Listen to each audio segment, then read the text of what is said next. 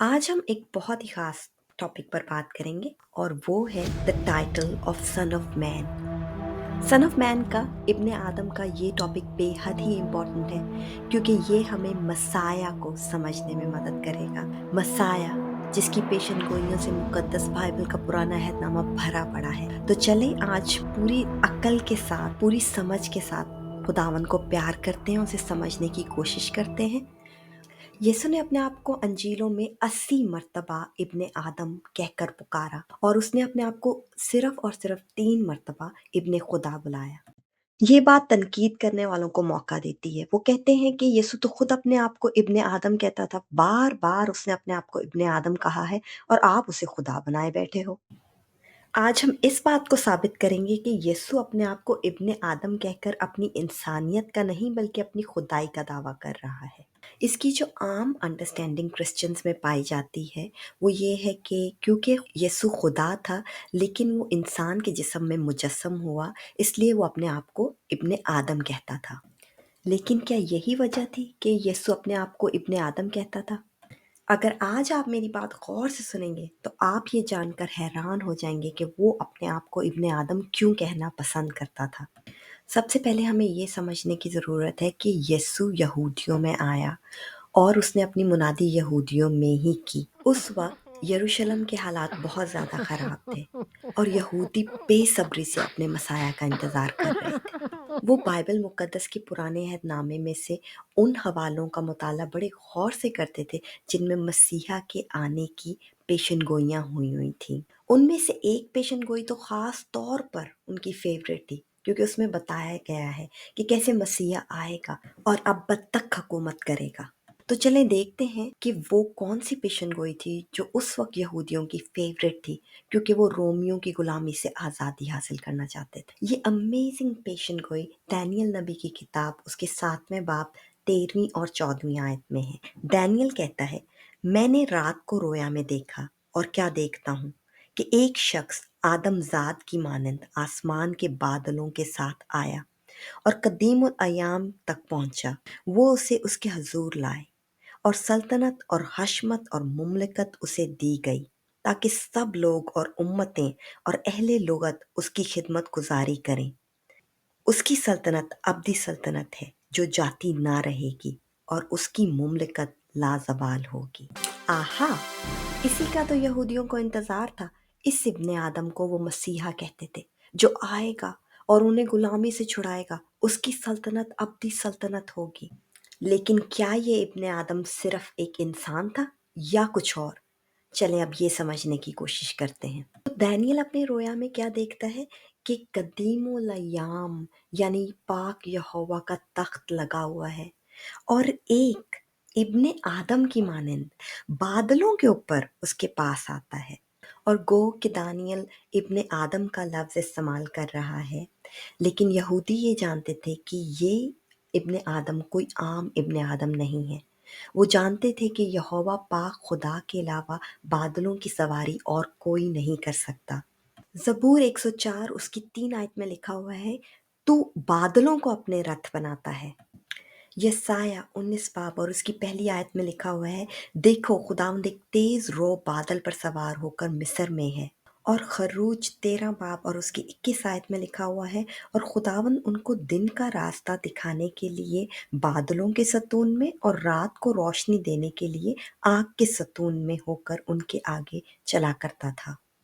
तो आप देख सकते हैं कि कैसे यहोवा बादलों पर सवार होता था और इब्ने आदम भी इन्हीं बादलों पर सवार होकर आता है। Wow, that's powerful. और अब हम देखेंगे कि ना सिर्फ वो यहोवा की तरह बादलों की सवारी कर रहा है, बल्कि यहोवा हक ताला की तरह उसकी इबादत भी की जा रही है। दानियल 7 बाब की 14 आयत में जहाँ लिखा हुआ है, तमाम सल्तनत और हशमत और मुमलकत उसे दी गई ताकि सब लोग और उम्मतें और अहले लोगत उसकी खिदमत गुजारी करें। अब ये जो लफ्ज़ खिदमत गुजारी का यूज़ हुआ है, इसे एरमेइक के अंदर पल्लाह कहा गया है। दानियल की किताब हिब्रू में नहीं बल्कि एरामेइक में लिखी गई। तो ये लफ्ज़ जो पल्लाह का यूज़ हुआ है, ये बहुत ही ख़ास लफ्ज़ है। ये लफ्ज़ पल्लाह सिर्फ और सिर्फ खुदा की खिदमत गुजारी यानी कि उसकी वर्शिप के लिए यूज़ हुआ है। अब एक और बहुत इम्पोर्टेंट बात, इस चैप्टर के अंदर डैनियल इब्ने आदम को हक ताला बता रहा है, द मोस्ट हाई एलियोनीन। डैनियल उसका 7 बाब और 25वीं आयत में लिखा हुआ है कि वो हक ताला के खिलाफ बातें करेगा और हक ताला के मुकद्दस लोगों को सताएगा। आप देख सकते हैं कि यहाँ इस आयत में 2 मर्तबा हक ताला का लफ्ज यूज हुआ है, लेकिन अगर आप इसको इसकी ओरिजिनल एरामेइक लैंग्वेज में पढ़ेंगे तो वहाँ दोनों हक ताला डिफरेंट लिखे गए हैं। पहला हक ताला जो लिखा गया है वो है इलिया, जिसका मतलब हक ताला है यानी कि सबसे ऊंचा, और दूसरा हक ताला जिसके मुकद्दस हैं उसके लिए लफ्ज यूज हुआ है एलियोनीन, जिसका मतलब है हक ताला सबसे ऊंचा। तो मतलब एक ही है लेकिन अल्फाज 2 यूज हुए हैं, इलिया और एलियोनीन। इसी तरह डैनियल 7 बाब 22वीं आयत में लिखा हुआ है, जब तक कि कदीमुल अय्याम ना आया और हक ताला के मुकद्दसों का इंसाफ ना किया गया। यहाँ भी आप देख सकते हैं कि कदीमुल अय्याम आया और मुकद्दस किसके हैं? हक ताला के। और यहाँ जो लफ्ज यूज हुआ है हक ताला के लिए वो भी एलियोनीन है, इलिया नहीं है। और इसी तरह पूरे डैनियल 7 बाब के अंदर एलियोनीन और इलिया जगह जगह यूज हो रहे हैं, लेकिन जहां भी मुकद्दसों का जिक्र हो रहा है वो मुकद्दस एलियोनीन के हैं। अब हम डैनियल 7 बाब और उसकी 27वीं आयत पढ़ेंगे और वहाँ लिखा हुआ है, और तमाम आसमान के नीचे सब मुल्कों की सल्तनत और मुमलिकत और सल्तनत की हशमत हक ताला के मुकद्दस लोगों को बख्शी जाएगी, और उसकी सल्तनत अब्दी सल्तनत है, और तमाम मुमलकतें उसकी खिदमत गुजार और फरमाबरदार होंगी। अब यहाँ भी जो हक ताला के लिए लफ्ज़ यूज़ हुआ है वो है एलियोनीन, और ये आयत एग्जैक्ट पैरेलल है आयत नंबर 14 का, जहाँ सल्तनतें और हशमतें और मुमलकतें इब्ने आदम आदम ज़ात को दी गई हैं, और तमाम उम्मतें और अहले लुगत उसकी खिदमत गुजारी यानी उसकी इबादत कर रही हैं। इसीलिए जब यीशु अपने आप को इब्ने आदम कहता है तो वो उन्हें बता रहा है कि मैं ही हूँ वो इब्ने आदम जो बादलों की सवारी करता है, जिसको मुमलकतें, हुकूमतें, लुगतें, हशमतें पलाख यानी वर्शिप करेंगी। इसीलिए मत्ती चैप्टर 26 और वर्स 63 और 64 में लिखा हुआ है कि सरदार काहिन ने उससे कहा, मैं तुझे जिंदा खुदा की कसम देता हूँ कि अगर तू खुदा का बेटा मसीह, अब आप ये लफ्ज सुने, मसीह मसाया है, तो हमसे कह दे। तो यीशु से क्या जवाब देता है? यीशु से कहता है तूने खुद कह दिया, बल्कि मैं तुमसे कहता हूँ कि इसके बाद तुम इब्ने आदम को कादरे मुतलिक के दहनी तरफ बैठे और आसमान के बादलों पर आते देखोगे। यहाँ पर वो साफ साफ उसे बता रहा है कि मैं ही वो मसाया हूँ जिसकी पेशन गोई डैनियल के 7 बाब और उसकी 13 और 14 आयत में हुई है। ये सुनकर सरदार काहिन ने ये कहकर अपने कपड़े फाड़ दिए कि इसने कुफर बका है, अब हमको गवाहों की क्या हाजत। देखें, सरदार काहिन का कपड़े फाड़ना कोई मामूली बात नहीं थी। अगर सरदार काहिन अपना चोगा फाड़ता था तो वो अपनी सीट से उतर जाता। सरदार काहिन को हरगिज भी अलाउ नहीं था कि वो अपने चोगे को फाड़।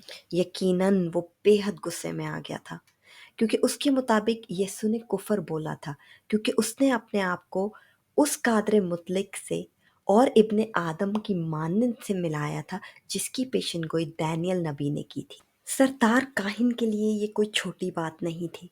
वो अपने सामने एक बड़ाई के बेटे को खड़ा हुआ देख रहा था, एक आम इंसान को खड़ा हुआ देख रहा था जो मसाया होने का दावा कर रहा था, जो बादलों पर आने का दावा कर रहा था। ये बात उसके लिए नाकाबिले बर्दाश्त थी। अनफॉर्चुनेटली उनकी रूहानी आंखें बंद थीं। वो एक दाऊद जैसे बादशाह का इंतज़ार कर रहे थे जो आए और जंग करे और फतह हासिल करे। वो आंखें होते हुए भी देख नहीं पा रहे थे कि ये वो मसाया था जिसके बारे में इशाया बताता है कि हमारे गुनाहों का बोझ उसके कंधों पर है। ये वो मसाया था जो गधी के बच्चे पर आ रहा था, जिसकी पेशन गोइयाँ पूरे पुराने अहदनामे में हुई हैं। अब ज़रा गौर करें, डैनियल उस शख्सियत को आदमज़ाद की मानंद, इब्ने आदम की मानंद बोल रहा है, क्योंकि मसीह का खुदा होते हुए इंसान के जिस्म में आना, मुजस्सम होना ज़रूरी था, ताकि वो खुदा के काम को, उसके मिशन को कंप्लीट कर सके और मौत पर फ़तह हासिल कर सके। हम मसीही जानते हैं कि वो हक ताला में से निकला हुआ उसका प्यारा बेटा है, वो उसका कलमा है, वो खुद खुदा है जो बादलों पर सवारी करता है, वो खुदा है जिसके आगे हर घुटना झुकता है। डैनियल नबी की ये पेशन गोई अभी भी पूरी होनी है। जैसा कि यीशु ने कहने आज़म को कहा कि तू इब्ने आदम को बादलों पर आता हुआ देखेगा, अभी भी वो अपने जलाल में नहीं आया। मुकाशवा, जो कि बाइबल की सबसे आखिरी किताब है, नए अहदनामे की सबसे आखिरी किताब, मुकाशवा के पहले बाब और उसकी 7वीं आयत में लिखा हुआ है, देखो वो बादलों के साथ आने वाला है और हर एक आंख उसे देखेगी और जिन्होंने उसे छेदा था वो भी देखेंगे और ज़मीन पर के सब कबीले उसके सबब से छाती पीटेंगे। बेशक, आमीन। मैं उम्मीद करती हूँ कि इस वीडियो के ज़रिए आप पर खुदावंद का भेद ज़ाहिर हुआ होगा कि वो अपने आप को इब्ने आदम क्यों कहता था। ऐसी बहुत सारी बातें हैं, ऐसी बहुत सारे भेद हैं जो मैं आपके साथ शेयर करना चाहती हूँ। तो हमारे चैनल को ज़रूर सब्सक्राइब कीजिएगा ताकि आने वाली वीडियोस की नोटिफिकेशंस आपको मिल सकें। इस वीडियो को अपने फ्रेंड्स, रिलेटिव्स, अपने रहबर रहनुमाओं के साथ, उन लोगों के साथ जो कलाम को गहराई से जानना चाहते हैं, ज़रूर शेयर कीजिएगा। God bless you, see you next time.